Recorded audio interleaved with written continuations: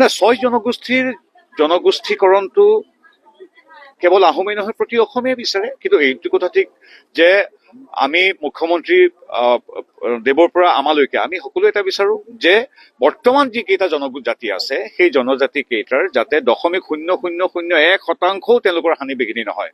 অৰ্থাৎ আমাৰ ইতিমধ্যে থকা প্ৰতিটো জাতিৰ জনগোষ্ঠীয়ে যিকেইটা জনজাতি ৰূপে স্বীকৃত, তেওঁলোকে পাই অহা সুবিধা, তেওঁলোকে পাই অহা সংৰক্ষণ, তেওঁলোকে পাই অহা সুৰক্ষাৰ এক বিন্দু হানি বিঘিনি নোহোৱাকৈ আমাৰ প্ৰত্যেক ছয় জনগোষ্ঠীৰ যি দাবী কৰিছে প্ৰত্যেকে সেইটো বিচাৰিছে, মুখ্যমন্ত্ৰী মহোদয়ে সেইটো বিচাৰিছে। গতিকে আমি আশাবাদী যিবিলাক সাংবিধানিক কথা থাকে, যিবিলাক অন্যান্য যিখিনি কাম আৰু হোৱাটো খুবেই জৰুৰী, সেইখিনি তাৎক্ষণিকভাৱে হোৱাটো প্ৰত্যেক অসমীয়াই বিচাৰে, প্ৰত্যেক আহোমে বিচাৰে। মই এগৰাকী আহোম যুৱক হিচাপে বিচাৰো।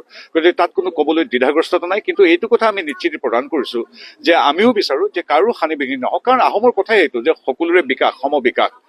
চাওলুং চুকাফাই যিটো মন্ত্ৰ আমাক শিকাই গৈছে যে সকলোৰে সম বিকাশ হ'ব লাগে, কাৰো হানি বিঘিনি হ'ব নালাগে। গতিকে সেই সূত্ৰতে আমি সকলোৰে উন্নয়ন বিচাৰিছো, বিকাশ বিচাৰিছো, আৰু যাৰ যি প্ৰাপ্যৰ যোগ্যতা আছে তেওঁলোকক সকলোৱে জনগোষ্ঠীৰ স্বীকৃতি পোৱাটো বিচাৰিছো।